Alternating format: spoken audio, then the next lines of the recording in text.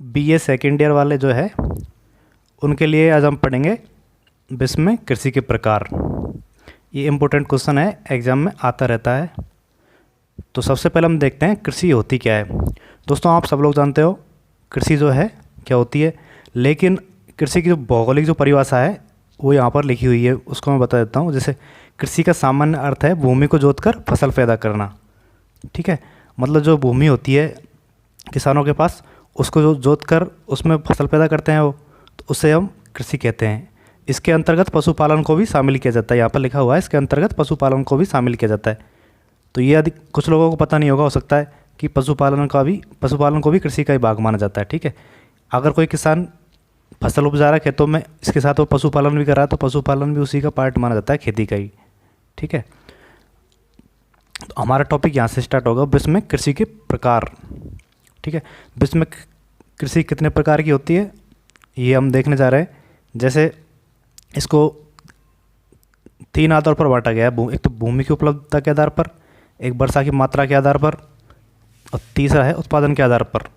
3 प्रकार से कृषि को बांटा गया है कि भाई कृषि कितने प्रकार की होती है।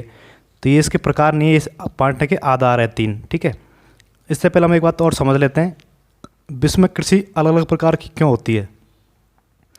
भाई विश्व में कृषि अलग अलग प्रकार की होने का क्या कारण, मतलब कृषि को कौन कौन से कारक है जो प्रभावित करते हैं। जैसे आप लोगों ने देखा होगा कहीं पर बारिश कम होती है, कहीं पर ज़्यादा होती है, कहीं पर तापमान कम होता है, कहीं पर तापमान ज़्यादा होता है। जैसे जम्मू कश्मीर है, वहाँ पर तापमान लगभग हमेशा कम रहता है। इसके अलावा अपने केरल, तमिलनाडु वगैरह, वहाँ पर तापमान अधिक रहता है।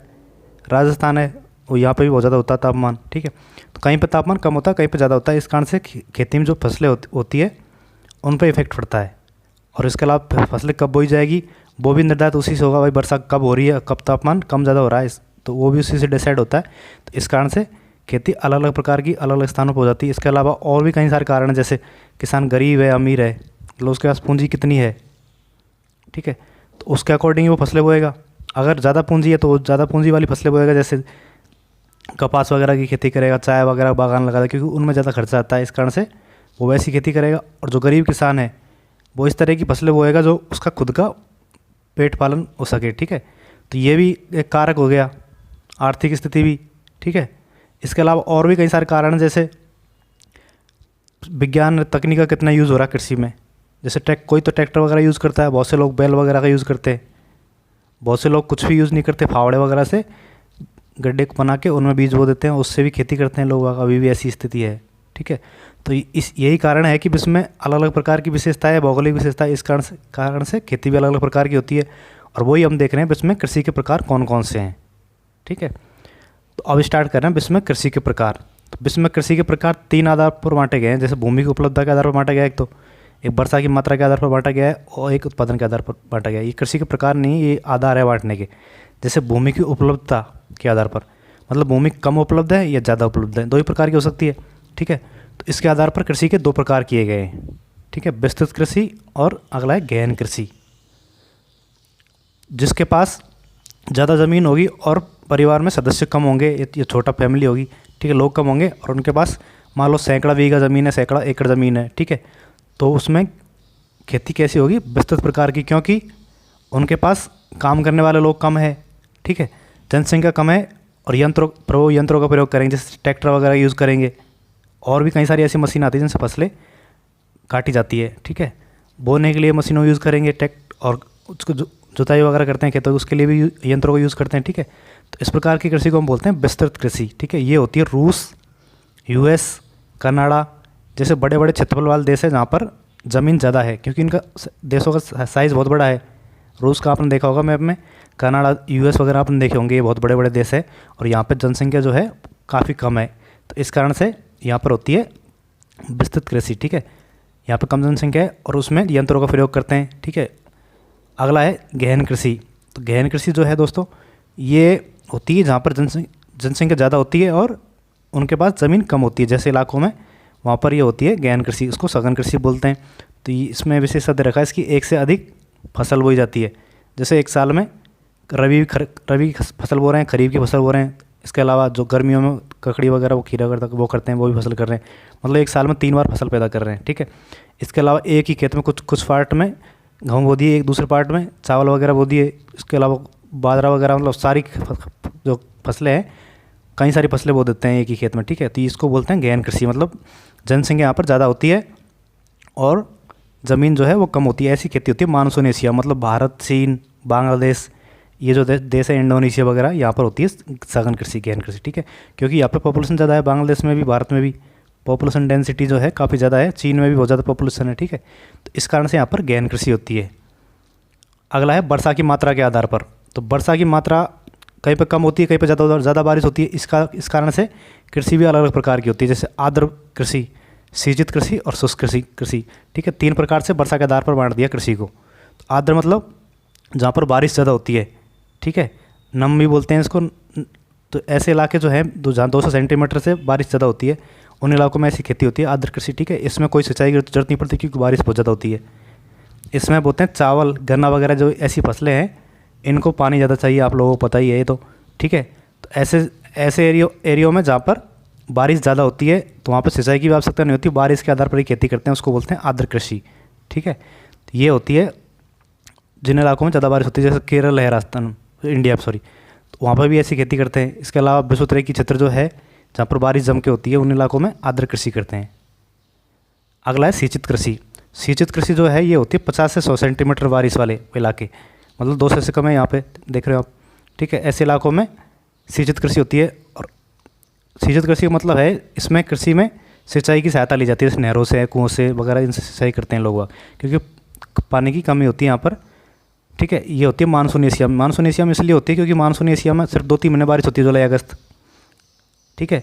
इसके अलावा तो साल भर बारिश होती नहीं है। सर्दियों में जो फसल बोते हैं, जैसे रबी की फसल जो है वो सर्दियों में बोते हैं हम, गेहूँ, चने वगैरह, तो उस टाइम तो बारिश होती नहीं है। इस कारण से उस टाइम क्या होता है, सिंचाई करनी पड़ती है, ठीक है। तो इसको बोलते हैं सिंचित कृषि। अगला है शुष्क कृषि। शुष्क कृषि जो है ये होती है 50 सेंटीमीटर से कम बारिश वाले इलाकों में। अधिकांश ऐसे इलाके जो है वहाँ पे बारिश बहुत कम होती है, ठीक है। जैसे राजस्थान का हो गया, पश्चिम भाग जो है, जैसलमेर, जोधपुर वगैरह हो गया, उस इलाके में बारिश कम होती है। इस कारण से वहाँ पे कहते हैं शुष्क कृषि। शुष्क कृषि मतलब है इसमें सिंचाई का भी यूज़ नहीं करते और बारिश भी कम होती है। इस कारण से पानी कम होता है और उसी कम पानी को यूज़ करके कृषि की जाती है यहाँ पर, ठीक है। उसी में खेतों में बगैर उसको उनमें सिंचाई किए उनमें फसलें बो दी जाती है और उसमें उत्पादन थोड़ा कम होता है, लेकिन ऐसे ही खेती करते हैं, जैसे बाजरा है, मक्का वगैरह है, ऐसी फसलें पश्चिम राजस्थान में करते हैं। इसके अलावा जो मरुस्थलीय इलाके हैं दुनिया में, उन इलाकों में ऐसी खेती करते हैं। यहाँ पर मैंने आपको एग्जाम्पल दिया है राजस्थान का, ठीक है।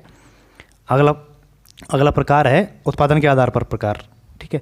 तो इसके आधार पर 3 प्रकार की है, आदिम कृषि, निर्वाह कृषि और व्यापारिक कृषि। आदिम कृषि जो है ये होती है अमेजन बेसिन में, ठीक है। अमेजन कांगो बेसिन, जो अमेजन नदी है उसके आसपास के जंगल वाले इलाके हैं, वहाँ पर कांगो नदी जो है उसके आसपास भी ऐसा ही इलाका है, वहाँ पर काफ़ी सारे वन पाए जाते हैं, ठीक है। वहाँ पर ऐसी खेती होती है। इसमें जो जनजातीय लोग होते हैं, ठीक है, जो अभी भी बहुत गरीब है और दुनिया से कटे हुए हैं, ऐसे लोग जो होते हैं वो करते हैं आदिम कृषि, ठीक है। तो झूमी कृषि, तो इसको इंडिया में बोलते हैं, अलग अलग देशों में इसके अलग अलग नाम है। जैसे इंडोनेशिया में इसका अलग नाम रख रखा है, श्रीलंका में इसको अलग नाम बोलते हैं, ठीक है।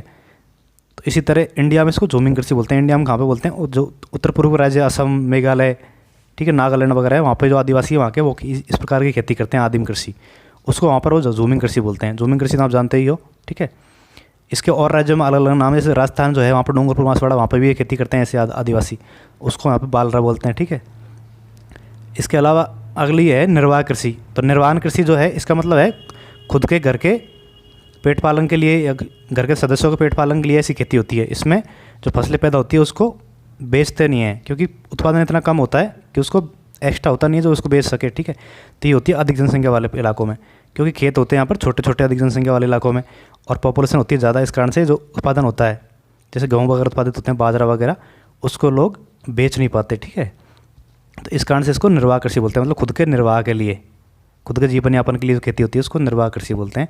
ये होती है एशिया में। एशिया में क्यों होती है, एशिया में इसलिए होती है क्योंकि यहाँ पर जनसंख्या जो है काफ़ी अधिक है। जैसे बांग्लादेश है, छोटा सा देश है, वहाँ पर ज़मीन काफ़ी कम है लोगों के पास, और जनसंख्या वहाँ पर बहुत ज़्यादा है। भारत के जो पश्चिम बंगाल, यूपी, बिहार वगैरह है, वहाँ पे क्या है, वहाँ पे यही है कि वहाँ पे लोग बहुत ज़्यादा है और ज़मीन उनके पास काफ़ी कम है। इस कारण से वहाँ पर ऐसी खेती करते हैं निर्वाह कृषि, मतलब खुद के जीवन यापन के लिए।